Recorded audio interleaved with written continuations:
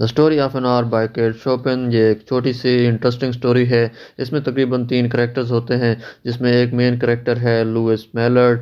اس کی لائف میں سے 1 گھنٹے کا جو واقعہ ہے وہ بتایا گیا ہے، اس لیے اس اسٹوری کا نام ہے the story of an hour. Louise Mallard ایک ہارٹ پیشنٹ ہیں، تو انہیں اگر کوئی بھی نیوز دینی ہو تو بہت احتیاط کے ساتھ دی جاتی ہے۔ رچرڈ، جو کہ لوئس میلرڈ کے ہسبینڈ برینٹلی کا فرینڈ ہوتا ہے، اس کو یہ نیوز ملتی ہے کہ برینٹلی کی ڈیتھ ہو گئی ہے ٹرین ایکسیڈنٹ کے اندر۔ تو وہ یہ نیوز لوئس میلرڈ کی سسٹر ہوتی ہے، اس کا نام ہوتا ہے جوزفن، اس کو یہ نیوز دیتا ہے۔ اب جوزفن جو ہے وہ اس نیوز کو بڑی کیئرفلی جو ہے وہ لوئس میلرڈ تک پہنچاتی ہے۔ ہاف کنسیلڈ مینر کے اندر یہ بات لوئس میلرڈ کو وہ بتاتی ہے، کیونکہ ہم جانتے ہیں کہ لوئس میلرڈ جو ہے وہ ہارٹ پیشنٹ ہے۔ لوئس میلرڈ کو جب یہ نیوز دی جاتی ہے تو وہ ایک صدمے میں آ جاتی ہیں، وہ رونا شروع کر دیتی ہیں اور وہ اپنے آپ کو اپنے روم میں لاک کر لیتی ہے۔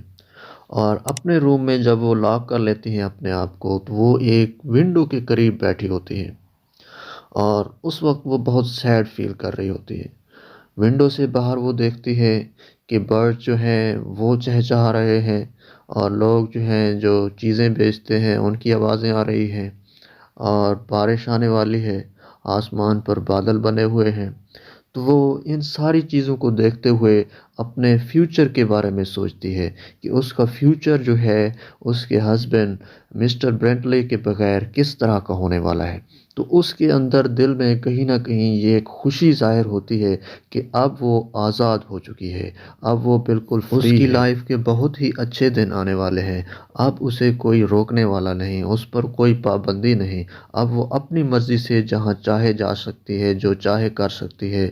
تو اس سے ظاہر ہوتا ہے کہ اس کے اندر ایک خواہش پیدا ہوتی ہے، جو کہ ایک پرانی خواہش ہوتی ہے کہ اسے آزاد کر دیا جائے، کیونکہ اس کے مطابق جو مین اور وومن ہیں جو شادی کر لیتے ہیں تو وہ ایک دوسرے کے لیے اپریسر ہوتے ہیں، اٹ مینس کہ وہ ظلم کرتے ہیں ایک دوسرے کے اوپر۔ حیرانی والی بات یہ ہے کہ اس کا ہسبینڈ جو ہے اس سے محبت بھی کرتا ہے، اور اس بات کا پتہ لوئس میلرڈ کو بھی ہوتا ہے کہ اس کا ہسبینڈ اور اس کے درمیان جو ہے وہ ریلیشن شپ بہت اچھے ہیں، لیکن پھر بھی اس کی ڈیتھ کے بعد اس کے اندر ایک خوشی پیدا ہوتی ہے، ایک جوش پیدا ہوتا ہے کہ اب وہ آزاد ہو چکی ہے، اب اسے کوئی روکنے والا نہیں ہے۔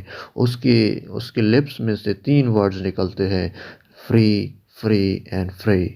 تو اس کے اندر ایک خوشی کی لہر دوڑ جاتی ہے۔ اسے یہ بھی پتہ ہوتا ہے کہ جب اس کے ہسبینڈ کی لاش کو لایا جائے گا اس پر اسے رونا بھی ہے، لیکن اب وہ اپنے ہسبینڈ کے بعد والی جو لائف ہے اس کے بارے میں سوچ رہی ہوتی ہے۔ اس کے اندر مکسڈ فیلنگ ہوتی ہے، ہیپینس اور سیڈنس کی، جسے ایمبیولنس کہا جاتا ہے۔ اس مکس فیلنگ کے ساتھ وہ وہاں پر بیٹھی ہوتی ہے اور ڈور جو ہے وہ ناک کیا جاتا ہے۔ اس کی سسٹر جوزفین جو ہوتی ہے وہ ڈور ناک کرتی ہے اور اسے کہتی ہے کہ تم باہر آؤ، اس طرح سے اگر تم وہاں پر رہو گی تو اپنے آپ کو تم بیمار کر لو گی۔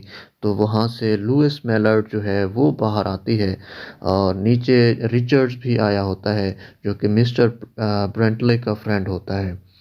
اب جو ہی وہ نیچے پہنچتے ہیں سیڑھیوں سے تو وہاں پر ڈور جو ہے، جو مین فرنٹ ڈور ہے، وہ ان ایکسپیکٹڈلی اوپن ہوتا ہے اور مسٹر برینٹلے جو کہ ہسبینڈ ہے لوئس میلرڈ کا، وہ وہاں سے آتا ہے۔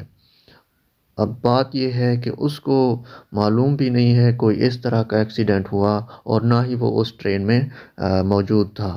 تو اس چیز کو کور کرنے کے لیے جو رچرڈ ہوتا ہے، تاکہ لوئس میلرڈ جو کہ ہارٹ پیشنٹ ہے اس کو کوئی صدمہ نہ پہنچے اچانک، تو اس آدمی کو برینٹلی کو کور کرنے کی کوشش کرتا ہے، لیکن اسی دوران مس لوئس میلرڈ کی ڈیتھ ہو جاتی ہے۔ اور جب ڈاکٹر کو بلایا جاتا ہے، ڈاکٹر بتاتا ہے کہ لوئس میلرڈ کی ڈیتھ اس کی خوشی کی وجہ سے ہوئی، کیونکہ اچانک اس نے اپنے ہسبینڈ کو دیکھا۔